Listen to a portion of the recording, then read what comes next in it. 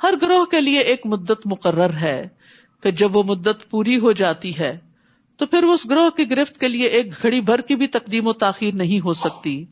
اے بنی آدم، اگر تمہارے پاس تمہیں میں سے رسول آئیں جو تمہارے سامنے میری آیات بیان کریں، تو جو شخص نافرمانی سے بچا رہا اور اپنی اصلاح کر لی تو ایسے لوگوں کے لیے نہ کوئی خوف ہوگا نہ وہ غمگین ہوں گے، اور جن لوگوں نے ہماری آیات کو جھٹلا دیا اور ان سے اکڑ بیٹھے تو ایسے ہی لوگ دوزخ والے ہیں، وہ اس میں ہمیشہ رہیں گے۔ بھلا اس شخص سے بڑھ کر اور کون ظالم ہو سکتا ہے جو اللہ کے ذمے جھوٹ لگا دے، یعنی جو اللہ نے نہیں فرمایا وہ اللہ کی طرف سے پیش کرے، یا اس کی آیتوں کو جھٹلا دے، یعنی جو پیش کیا اس کو نہ مانے، جو نہیں پیش کیا اسے اللہ کا حکم بتائے۔ ایسے لوگوں کو ان کا وہ حصہ تو دنیا میں ملے گا ہی جو ان کے مقدر میں ہے، یہاں تک کہ جب ان کی روحیں قبض کرنے کے لیے ہمارے فرشتے ان کے پاس آئیں گے تو ان سے پوچھیں گے، وہ تمہارے الہ کہاں ہیں جنہیں تم اللہ کے سوا پکارا کرتے تھے؟ وہ جواب دیں گے، ہمیں کچھ یاد نہیں پڑتا، اپنے کیے کو بھول جائیں گے۔ اس طرح وہ خود اپنے ہی خلاف گواہی دے دیں گے کہ وہ کافر تھے۔ اللہ تعالیٰ فرمائے گا، اچھا تو تم بھی انہی جماعتوں میں شامل ہو جاؤ جو تم سے پہلے جنوں اور انسانوں کی جماعتیں دوزخ میں داخل ہو چکی۔ جب بھی کوئی جماعت دوزخ میں داخل ہوگی تو اپنی پیشرو جماعت پر لعنت کرے گی، یہاں تک کہ جب سب کی سب جماعتیں دوزخ میں جمع ہو جائیں گی تو ہر پچھلی جماعت اپنے سے پہلے والی جماعت کے متعلق کہے گی، ہمارے رب یہ وہ لوگ ہیں جنہوں نے ہمیں گمراہ کیا تھا، لہٰذا ان کو آگ کا دگنا عذاب دے۔ اللہ تعالیٰ فرمائے گا، تم سبھی کے لیے دگنا ہے، لیکن یہ بات تمہاری سمجھ میں نہیں آ رہی کیونکہ وہ تمہیں بھٹکانے کا سبب بنے اور تم دوسروں کو بھٹکانے کا۔ اور پہلی جماعت پچھلی کے متعلق کہے گی، آخر تمہیں ہم پر کون سی برتری حاصل ہے کہ تمہیں اکہرا عذاب ہو اور ہمیں دوہرا؟ لہٰذا تم بھی جو کچھ کرتے رہے ہو اس کے عذاب کا مزہ چکھو۔ بے شک وہ لوگ جنہوں نے ہماری آیات کو جھٹلایا اور ان سے اکڑ بیٹھے، ان کے لیے نہ تو آسمان کے دروازے کھولے جائیں گے، یعنی ان کی روحیں اوپر نہیں جا سکتی، واپس پٹخائی جاتی ہیں اسفل سافلین میں، اور نہ وہ جنت میں داخل ہو سکیں گے حتیٰ کہ اونٹ سوئی کے ناکے میں داخل ہو جائے، اور یہ تو پاسبل ہی نہیں۔ اور ہم مجرموں کو ایسی ہی سزا دیا کرتے ہیں، ان کے لیے بچھونا بھی جہنم کا ہوگا اور اوپر سے اوڑھنا بھی جہنم کا، اور ہم ظالموں کو ایسی ہی سزا دیا کرتے ہیں۔ البتہ وہ لوگ جو ایمان لائے اور نیک اعمال کیے اور ہم ہر شخص کو اس کی طاقت کے مطابق ہی مکلف بناتے ہیں تو یہی لوگ اہل جنت ہیں جس میں وہ ہمیشہ رہا کریں گے۔ ان اہل جنت کے دلوں میں اگر ایک دوسرے کے خلاف کچھ کدورت ہوگی تو ہم اسے نکال دیں گے۔ یہ ہے جنت کی اصل خوبصورتی، دل صاف ہوں گے، دلوں میں ایک دوسرے کے لیے محبت ہوگی۔ یاد رکھیے، جس گھرانے میں ایک دوسرے کے لیے محبت ہوتی ہے، وہ کٹیا بھی ہو، وہ جھونپڑی بھی ہو، وہ بڑی وسیع ہوتی ہے، اس میں بڑی خیر ہوتی ہے، اسے بڑا لطف ہوتا ہے۔ اور بڑے بڑے مینشنز میں اگر لوگ اپنے اپنے کمروں میں ہی بند ہو کر رہیں اور کوئی کسی سے بات نہ کرے، کوئی کسی کو دیکھ کے مسکرائے نہیں، سلام نہیں کرے، تو وہ گھر تنگ ہوتے ہیں۔ تو جنت کی خاص خوبی یہاں بتائی گئی، اگر ایک دوسرے کے خلاف کچھ کدورت ہو گئی تو ہم اسے نکال دیں گے۔ دنیا میں رہتے ہوئے کوئی نہ کوئی مس انڈرسٹینڈنگ ہو ہی جاتی ہے، کوئی غلط فہمی ہو جاتی ہے کہ انسان اچھے بھلے انسان کے بارے میں کوئی بری رائے رکھتا ہے، تو وہ بھی نکال دی جائے گی۔ جب پل صراط پار کر لیں گے تو جنت میں جانے سے پہلے ایک اور پل آئے گا، قنطرہ جس کو کہتے ہیں، اس پر لوگوں کو مہذب کیا جائے، حذبوا ونقوا، صاف ستھرا کیا جائے گا اندر سے باہر سے، کیونکہ میدان حشر کی طویل قیام اور تھکاوٹ اور وہ ساری چیزیں ختم کر کے پھر وہ جنت میں داخل کیے جائیں گے، اندر سے بھی صاف باہر سے بھی صاف۔ اور یہیں پر آراف ہے جس کا آگے ذکر آ رہا ہے۔ اور وہ کہیں گے، تعریف تو اللہ ہی کے لیے ہے جس نے ہمیں یہ جنت کی راہ دکھائی۔ اللہ اگر ہمیں یہ راہ نہ دکھاتا تو ہم کبھی یہ راہ نہ پا سکتے تھے، اور یہ قرآن یہی جنت کی راہ دکھاتا ہے۔ ہمارے رب کے رسول واقعی حق لے کر آئے، اس وقت انہیں آواز آئے گی، ندا آئے گی، ان تلکم الجنت اورثتموها بما کنتم تعملون، تم اس جنت کے وارث بنائے گئے ہو اور یہ ان نیک اعمال کا بدلہ ہے جو تم دنیا میں کرتے تھے۔ جنت کے لیے نیک عمل چاہیے، جنت میں جانے کے لیے یہی کرنسی اور یہی ٹکٹ کام آئے گا، اور نیک اعمال اللہ کی توفیق سے ملتے ہیں، اور یہ اللہ کا احسان ہوتا ہے کہ کسی کو ہدایت اور ایمان نصیب کرے، اسی لیے جنت والے اللہ کی طرف اس کو منسوب کریں گے۔ اور اہل جنت دوزخیوں کو پکار کر پوچھیں گے، ہم نے تو ان وعدوں کو سچا پا لیا جو ہم سے ہمارے رب نے کیے تھے، کیا تم سے تمہارے رب نے جو وعدے کیے تھے تم نے بھی انہیں سچا پایا؟ وہ جواب دیں گے ہاں ہم نے بھی سچا پایا. پھر ان کے درمیان ایک پکارنے والا پکارے گا کہ ظالموں پر اللہ کی لعنت ہو. وہ لوگ جو اللہ کی راہ سے روکتے اور اس میں کجی پیدا کرنا چاہتے تھے اور آخرت کے منکر تھے. اہل جنت اور اہل دوزخ کے درمیان ایک اوٹ حائل ہوگی اور آراف پر کچھ آدمی ہوں گے، یعنی کچھ تو جنت میں چلے جائیں گے، کچھ جہنم میں گر جائیں گے اور کچھ بیچ میں سٹک ہو جائیں گے.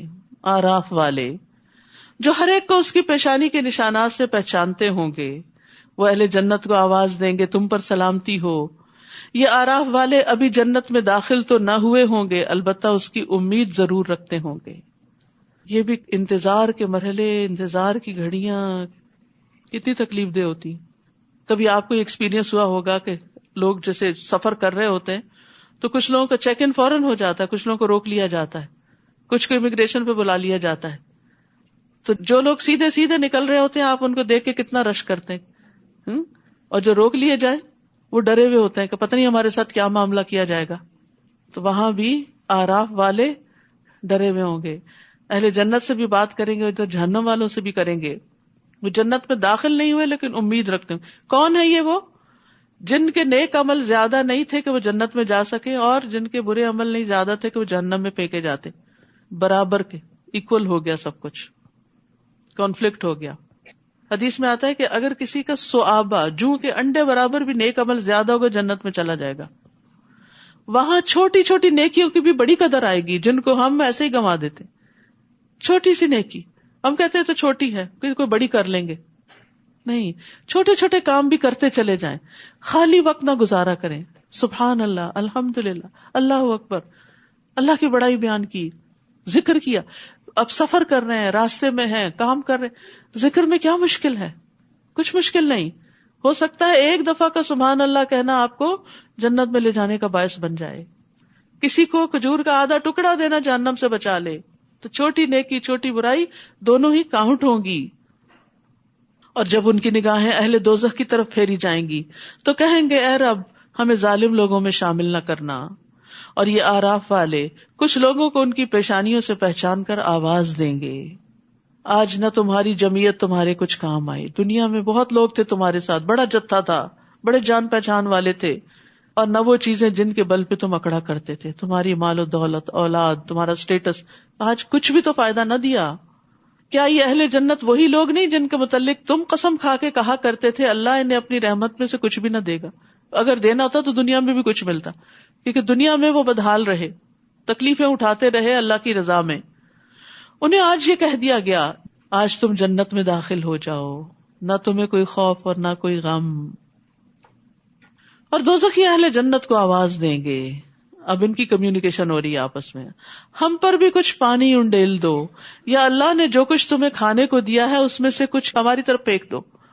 تمہیں اتنی نعمتیں ملی ہیں، کچھ ہمیں بھی دے دو، صدقہ دے دو ہمیں. اہل جنت جواب دیں گے اللہ تعالیٰ نے یہ دونوں چیزیں کافروں پہ حرام کر دی ہیں، آج نہ پانی ہے نہ کھانا ہے. کیونکہ جہنم میں بھی بھوک تو لگے گی. یاد رکھیے جب گناہوں کی کثرت ہو جائے تو پانی پلانا لازم کر لیں. اس آیت میں اس بات کی دلیل ہے کہ پانی پلانا افضل اعمال میں سے ہے. ابن عباس سے پوچھا گیا کون سا صدقہ افضل ہے، تو انہوں نے کہا پانی پلانا. کیا آپ نے جہنمیوں کو نہیں دیکھا کہ جب وہ اہل جنت سے فریاد کریں گے اور کہیں گے ان افیضوا علینا من الماء، کہ ہم پہ پانی ڈالو. بعض تابعین کہتے ہیں جس کے گناہ زیادہ ہو جائیں وہ پانی پلانا لازم کر لے. اللہ نے کتے کو پانی پلانے والے کے گناہوں کو معاف کر دیا تھا، تو اس آدمی کا کیا مقام ہوگا جو ایک مومن کو پانی پلائے اور اسے زندگی بخشے. تو یہ پانی پلانا چاہے کسی گلاس میں ہو، اپنے گھر والوں کے لیے انڈیلنا. بعض اوقات ہم اس پہ بھی بڑے چلاتے، پانی بھی نہیں لے سکتے، ہم ہی بھریں، ہم ہی ڈالیں، ہم ہی پور کریں. کئی دفعہ جوس کے ڈبے فریج میں پڑے رہتے اس لیے کہ اندر سے کوئی نکال کے ڈالتا نہیں، ڈال کے پیش کر دیں تو پی لیں. تو نیکی کی وجہ سے اپنے گناہوں کی بخشش کی خاطر پلاتے رہیں. اور پھر اس سے بڑے بڑے پروجیکٹس بھی ہو سکتے ہیں، کنویں کھدوائے جا سکتے ہیں، نہریں بنوائی جا سکتی ہیں، اور اسی طرح خیر کے کام کیے جا سکتے ہیں. جابر رضی اللہ عنہ کہتے ہیں کہ رسول اللہ صلی اللہ علیہ وسلم نے فرمایا جس نے کوئی کنواں کھدوایا پھر جو بھی پیاسا جاندار اس میں سے پانی پیے، یا کوئی جن یا انسان یا کوئی پرندہ، تو قیامت تک اللہ اس بندے کو اجر دیتا رہے گا، قیامت تک، جب تک وہ کنواں باقی رہے گا، جب تک وہ نلکا چلتا رہے گا. سعید بن مسیب سے روایت ہے کہ سعد بن عبادہ رضی اللہ عنہ نبی صلی اللہ علیہ وسلم کے پاس آئے، پوچھا آپ کے نزدیک سب سے پسندیدہ صدقہ کون سا ہے؟ فرمایا پانی پلانا، اور پانی روکنا گناہ کا باعث ہے. 3 شخص ایسے ہیں جن سے اللہ قیامت کے دن کلام نہیں کرے گا، نہ ان کو دیکھے گا نہ پاک کرے گا، اور ان کے لیے دردناک عذاب ہوگا. ان میں سے ایک وہ شخص جس کے پاس ضرورت سے زیادہ پانی تھا، پھر وہ مسافروں کو نہیں پلاتا تھا، کیونکہ اس زمانے میں جن کے پاس پانی تو مر بھی جاتے تھے پیاس سے. اور ایک اور روایت میں آتا ہے کہ آج میں تجھ پہ اپنا فضل نہیں کروں گا جس طرح تو نے اپنے فضل کو روکا ہوا تھا جسے تیرے ہاتھوں نے نہیں بنایا تھا. تو وہ جنہوں نے اپنے دین کو کھیل اور تماشا بنا رکھا تھا اور دنیا کی زندگی نے انہیں دھوکے میں ڈال رکھا تھا، لہٰذا آج ہم انہیں ایسے ہی بھلا دیں گے جیسے انہوں نے اس ملاقات کے دن کو بھلا رکھا تھا اور ہماری آیتوں کا انکار کیا کرتے تھے. ہم ان لوگوں کے پاس ایسی کتاب لائے ہیں جسے ہم نے علم کی بنا پر مفصل بنا دیا ہے. علم کی بنا پر مفصل ہے. یہ کتاب ان لوگوں کے لیے ہدایت اور رحمت ہے جو ایمان لاتے ہیں. ایمان والوں کی تو محبت ہے اس کتاب سے، اور وہ اس کو پڑھنا چاہتے ہیں، سمجھنا چاہتے ہیں، اس کے ساتھ زندگی بسر کرنا چاہتے ہیں. یہ لوگ بس اب اس کے انجام کا انتظار کر رہے ہیں جس کا پتہ یہ کتاب دے رہی ہے. جس دن اس کا انجام سامنے آ جائے گا تو جن لوگوں نے پہلے کتاب کو بھلا رکھا تھا وہ کہیں گے واقعی ہمارے پاس رسول حق بات لے کر آئے تھے، پھر اب کیا ہمارے لیے کوئی سفارشی ہیں جو ہماری سفارش کرے، یا ہمیں دنیا میں واپس ہی بھیج دیا جائے تاکہ جو کام ہم کرتے رہے اس کے علاوہ دوسری قسم کے کام کریں. ان لوگوں نے اپنے آپ کو خسارے میں ڈال دیا، اور جو کچھ بھی وہ باتیں بنایا کرتے تھے انہیں کچھ یاد نہ رہے گی. ان ربکم اللہ الذی خلق السماوات والارض فی 6 ایام ثم استوی علی العرش. یقیناً تمہارا رب وہ اللہ ہے جس نے آسمانوں اور زمین کو 6 دن میں پیدا کیا، پھر اپنے عرش پر قرار پکڑا. وہی رات کو دن پر ڈھانک دیتا ہے، پھر دن رات کے پیچھے دوڑا چلا آتا ہے، اور سورج، چاند، ستارے سب چیزیں اللہ کے حکم کے تابع ہیں. یاد رکھو اسی نے پیدا کیا تو حکم بھی اسی کا چلے گا. یہ ساری مخلوق، یہ ساری کائنات اس کی ہے، ان سب پہ اسی کا حکم چلتا، وہی چلا رہا ہے ان سب کو. تو بندے کو بائی چوائس اپنے اوپر اللہ کا حکم نافذ کرنا چاہیے. بڑا بابرکت ہے اللہ جو سارے جہانوں کا رب ہے. اپنے رب کو گڑ گڑاتے ہوئے اور چپ کے پکارو، یقیناً وہ حد سے بڑھنے والوں کو پسند نہیں کرتا. تو دعا کے بھی آداب ہیں. دعا میں وہ طریقے اختیار نہیں کرنے چاہیے کہ جو سنت سے ثابت نہیں. تضرع کا مطلب ہوتا ہے اللہ کے سامنے ذلت اور عاجزی اختیار کرنا. اللہ میں بہت گناہ گار ہوں، اپنے گناہوں کا اقرار کرتے ہوئے دعائیں مانگنا. اور خفیہ کا مطلب ہے چھپ چھپ کے رونا اور چھپ چھپ کے دعائیں کرنا، کیونکہ ریاکاری کرنے والوں کو اللہ کی ربوبیت پہ یقین نہیں ہوتا. اور منافقین تو دھوکہ دے رہے تو لوگوں کے سامنے ٹسوے بہاتے اور لوگوں کو یقین دلاتے ہیں ہم بڑے نیک ہیں، حالانکہ اکیلے میں نہ کبھی روئے اور نہ کبھی ایسی دعائیں مانگی. تو چھپ کر رب کو پکارنے کی بات کی جا رہی ہے. حسن بن نبی حسن کہتے ہیں ہم نے ایسے لوگوں کا زمانہ پایا جس میں زمین پر عمل کرنے والے جب اپنے عمل کو چھپانے کی قدرت رکھتے تھے تو اپنے عمل کو کبھی ظاہر نہیں کرتے تھے، اور وہ دعاؤں میں بہت محنت کرتے لیکن کوئی ان کی آواز نہیں سنتا تھا. یہ ان کے اور ان کے رب کے درمیان سرگوشیاں ہوتی تھی. دل ہی دل میں پکارو، چپ کے پکارو، گڑ گڑا کے پکارو، رو کے پکارو، چھپ کے پکارو، تاکہ آپ کا اور اپنے رب کا ایک 1-on-1 کنیکشن ہو. اور زمین میں حالات کی درستگی کے بعد ان میں بگاڑ پیدا نہ کرو، اور اللہ کو خوف اور امید سے پکارو. یعنی دعا مانگتے ہو مایوس نہ ہو، امید بھی ہو اور ڈر بھی ہو کہ کہیں میرے کوئی گناہ نہ رکاوٹ بنے. یقیناً اللہ کی رحمت نیک کردار لوگوں سے قریب ہے، محسنین کے قریب ہے. تو یاد رکھیے ایمان، تقوی، احسان، اس کی وجہ سے رحمتیں اور برکتیں ملتی ہیں. وہی تو ہے جو اپنی رحمت بارش سے پیشتر ہواؤں کو خوشخبری کے طور پہ بھیجتا ہے، حتیٰ کہ وہ ہوائیں بھاری بادلوں کو اٹھا لاتی ہیں تو ہم ان بادلوں کو کسی مردہ علاقے کی طرف چلاتے ہیں، پھر اس سے بارش برساتے ہیں تو اسی مردہ زمین سے ہر طرح کے پھل نکالتے ہیں. اسی طرح ہم مردوں کو بھی زمین سے نکال کھڑا کریں گے. شاید اس مشاہدے سے تم کوئی نصیحت پکڑو.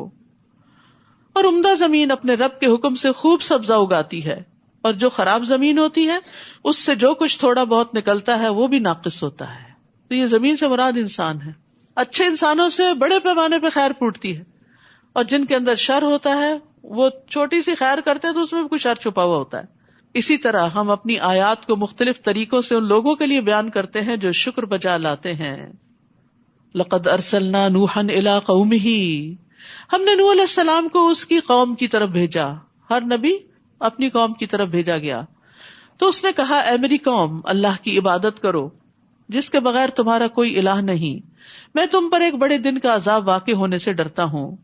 اس کی قوم کے سرداروں نے کہا ہم تو تمہیں سری گمراہی میں دیکھتے ہیں. اس نے کہا برادران قوم، میں گمراہی میں پڑا ہوا نہیں، بلکہ میں تمام جہانوں کے رب کا رسول ہوں. میں تمہیں اپنے رب کے پیغامات پہنچاتا ہوں اور تمہاری خیر خواہی کر رہا ہوں. یہ ہوتا ہے پیغمبروں کا طریقہ کہ مخالفین کی بھی خیر خواہی کرتے ہیں، کیونکہ جو کچھ مجھے اللہ کی طرف سے معلوم ہے اسے تم نہیں جانتے. تو دو صفات ایسی ہیں جو داعی کے اندر ہونی چاہیے، اللہ کی طرف بلانے والے کے اندر. اگر وہ ان سے اپنے آپ کو آراستہ کر لے تو اس کے کام میں قبولیت اور برکت ہوتی ہے. نمبر 1 لوگوں کی سچی خیر خواہی، اور نمبر 2 علم. دل میں آپ لوگوں کے خیر خواہ ہوں، ان کی تنقید کے باوجود ان کی خیر خواہی کرتے رہے. وہ آپ کو تکلیف بھی دیں پھر بھی آپ ان کا بھلا سوچتے رہیں، ان کے لیے دعائیں کرتے رہیں. اور دوسرا یہ کہ جو چیز بتا رہے ہیں اس کے بارے میں صحیح طور پر علم بھی ہو، جان کر، علم حاصل کر کے. کیا تمہیں اس بات پر تعجب ہے کہ تمہارے پاس نصیحت تمہارے رب کی طرف سے ایک ایسے آدمی کے ذریعے آئی ہے جو تمہیں میں سے ہے، تاکہ وہ تمہیں برے انجام سے ڈرائے اور تم نافرمانی سے بچو تاکہ تم پہ رحم کیا جائے. چنانچہ انہوں نے نوح کو جھٹلا دیا تو ہم نے نوح کو اور اس کے ساتھیوں کو جو کشتی میں سوار تھے بچا لیا، اور ان لوگوں کو غرق کر دیا جنہوں نے ہماری آیات کو جھٹلایا تھا. بلا شبہ وہ اندھے لوگ تھے، سب کچھ دیکھتے ہوئے بھی سمجھ نہیں رہے تھے. اور قوم عاد کی طرف ہم نے ان کے بھائی ہود کو بھیجا علیہ السلام. اس نے اپنی قوم کے لوگوں سے کہا اللہ کی عبادت کرو جس کے بغیر تمہارا کوئی الہ نہیں. کیا تم اللہ سے ڈرتے نہیں ہو؟ یعنی اس کو چھوڑ کے کسی اور کی طرف متوجہ ہوگے تو کل اس کے سامنے جا کر کیا جواب دو گے؟ اس کی قوم کے کافر سرداروں نے کہا ہم تو تجھے کم عقل آدمی دیکھتے ہیں اور ہمارا خیال ہے کہ تم جھوٹے ہو. سبحان اللہ. اللہ سبحانہ و تعالی اپنی مخلوق میں سے بہترین لوگوں کو چنتا ہے نبوت کے لیے. وہ جو اللہ کی نگاہ میں اتنے اچھے، وہ لوگوں کی نگاہ میں اتنے حقیر ہو گئے کہ وہ اللہ کا پیغام ان کو پہنچا رہے. تو اس سے دائی کو بہت حوصلہ ملتا ہے کہ اگر اللہ کے بہترین بندوں کو لوگوں نے اس طرح کے نام دیے کہ ہم تجھے کم عقل دیکھتے ہیں، انا لنراک فی صفاہا، اور ہم آپ کو جھوٹا خیال کرتے ہیں. حالانکہ نبوت کی شرائط میں سے ایک یہ کہ نبی ہمیشہ سچ بولتا ہے، صادق اور امین ہوتا ہے. تو پھر اگر ہمیں کوئی جھوٹا کہہ دے اور اگر ہمیں کوئی بے وقوف کہہ دے تو ہمیں مائنڈ نہیں کرنا چاہیے، کیونکہ ہم سے زیادہ اچھے لوگوں کو کہہ دیا گیا تھا. پھر بھی انہوں نے اپنا کام جاری رکھا، پھر بھی انہوں نے خیر خواہی کی، پیچھے نہیں ہٹے. ہود علیہ السلام نے کہا اے میری قوم، میں نادان نہیں ہوں بلکہ میں تو جہانوں کے رب کا رسول ہوں. یہ ہے انبیاء کے اخلاق. قوم نے کہا ہم تجھے بے وقوف سمجھتے ہیں، انہوں نے کہا میں بے وقوف نہیں ہوں. بس سٹاپ، فل سٹاپ. یہ نہیں کہا بلکہ تم بے وقوف، یہ نہیں کہا. ابلغکم رسالات ربی وانا لکم ناصح امین، میں تمہیں اپنے رب کے پیغامات پہنچاتا ہوں اور تمہارا امین اور خیر خواہ ہوں. کیا تم اس بات پر تعجب کرتے ہو کہ تمہارے رب کی طرف سے تمہارے پاس نصیحت ایک ایسے آدمی کے ذریعے آئی ہے جو تمہیں میں سے ہے، تاکہ وہ تمہیں برے انجام سے ڈرائے. اور اللہ کا یہ احسان یاد کرو جب اس نے تمہیں قوم نوح کے بعد زمین کا جانشین بنایا اور تمہیں خوب تنومند یعنی طاقتور بنایا. بس اللہ کی نعمتوں کو یاد کرو تاکہ تم فلاح پاؤ. وہ کہنے لگے کیا تو ہمارے پاس اس لیے آیا ہے کہ ہم ایک اللہ ہی کی عبادت کریں اور جنہیں ہمارے آباء و اجداد پوچھتے رہے انہیں چھوڑ دیں؟ یہ تھا ان کی گمراہی کا سبب. کوئی دلیل نہیں سوائے اس کے کہ باپ دادا کے پیچھے چلیں گے. یاد ہے دنیا کے معاملات میں ہم باپ دادا کے پیچھے کوئی نہیں چلتے. ہم میں سے کون ہے جو دادی والے کپڑے پہنتا ہے آج یا نانی والے کھانے پکاتا ہے؟ دنیا کے معاملات میں ہم ایڈوانس ہو گئے، نئی نئی چیزیں سیکھی، نئے نئے تجربے کیے، نئے نئے کام کیے. اور دین کے معاملے میں فرسودہ رسمیں، پرانے طریقے، باپ دادا کے طریقے. عجب منطق ہے. اور جنہیں ہمارے آباء و اجداد پوچھتے رہے انہیں چھوڑ دیں؟ اگر تو سچا ہے تو جس عذاب کی تو دھمکی ہمیں دیتا ہے وہ لے آ. ہود نے کہا علیہ السلام تمہارے رب کی طرف سے تم پر عذاب اور اس کا غضب ثابت ہو چکا ہے. کیا تم مجھ سے ایسے ناموں کے بارے میں جھگڑا کرتے ہو جو تم نے اور تمہارے آباء و اجداد نے رکھ لیے ہیں؟ یعنی خود بخود تم نے ان سے کچھ خوبیاں منسلک کر دی، بتوں کو اپنا حاجت روا سمجھ لیا، جیسے آج مسلمانوں نے اللہ کے نیک بندوں کو اپنا حاجت روا بنا رکھا ہے کہ وہ مشکل کشا ہے، وہ گنج بخش ہے اور وہ فلاں ہے. تو یہ تو خود بخود تم نے نام دے دیے جن کے لیے اللہ نے کوئی سند نہیں اتاری. سو اب تم بھی انتظار کرو اور میں بھی تمہارے ساتھ انتظار کرتا ہوں.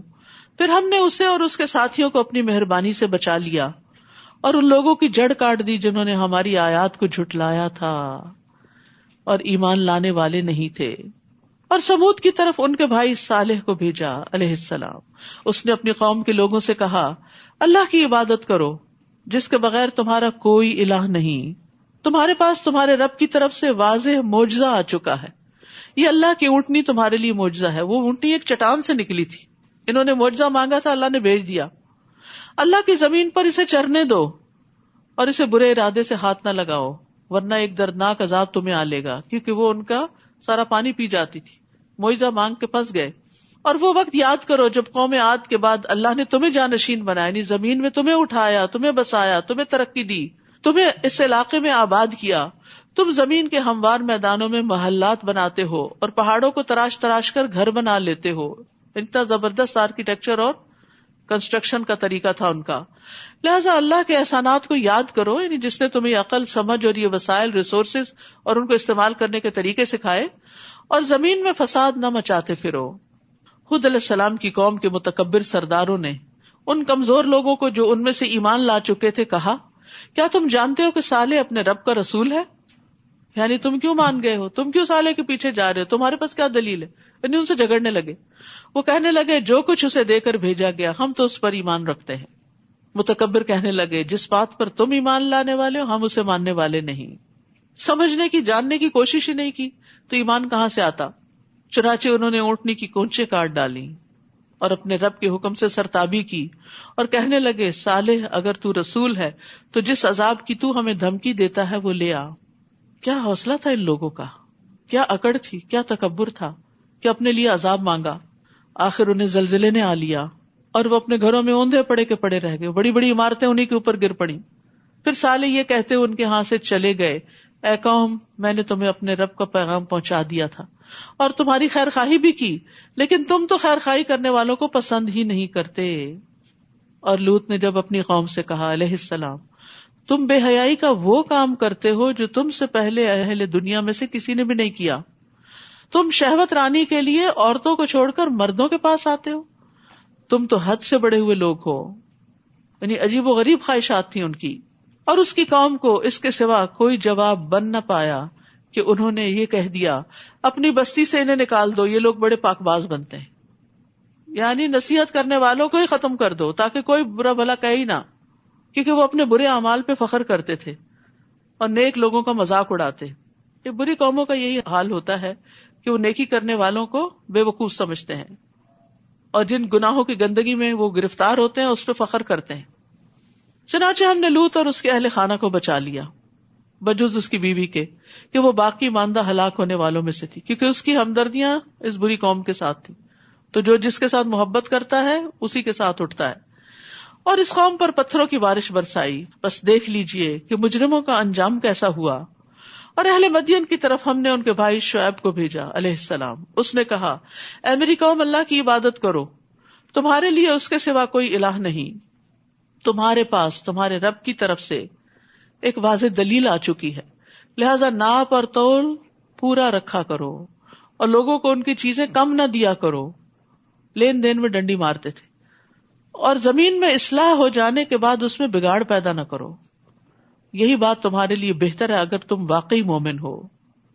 اور زندگی کی ہر راہ پر رہزن بن کر نہ بیٹھ جاؤ کہ لوگوں کو دھمکاتے پھرو، اور جو شخص اللہ پر ایمان لائے اسے اس کی راہ سے روکنے لگو.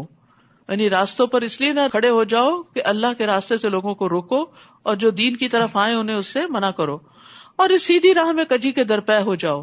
اور وہ وقت یاد کرو جب تم تھوڑے تھے تو اللہ نے تمہیں زیادہ کر دیا، اور دیکھو کہ فساد کرنے والوں کا انجام کیا ہوتا ہے. وَإِن كَانَ طَائِفَةٌ مِّنكُمْ آمَنُوا بِالَّذِي أُرْسِلْتُ بِهِ وَطَائِفَةٌ لَمْ يُؤْمِنُوا فاصبروا حتی یحکم اللہ بیننا وہو خیر الحاکمین. اور اگر تم میں سے ایک فریق ایسا ہے کہ جو کچھ مجھے دے کر بھیجا گیا اس پر ایمان لے آیا اور دوسرا فریق ایمان نہیں لایا تو صبر کرو یہاں تک کہ اللہ ہمارے درمیان فیصلہ کر دے، اور وہی سب سے بہتر فیصلہ کرنے والا ہے. وآخر دعوانا ان الحمد للہ رب العالمین. سبحانک اللہم وبحمدک اشہد ان لا الہ الا انت استغفرک واتوب الیک. السلام علیکم ورحمۃ اللہ وبرکاتہ.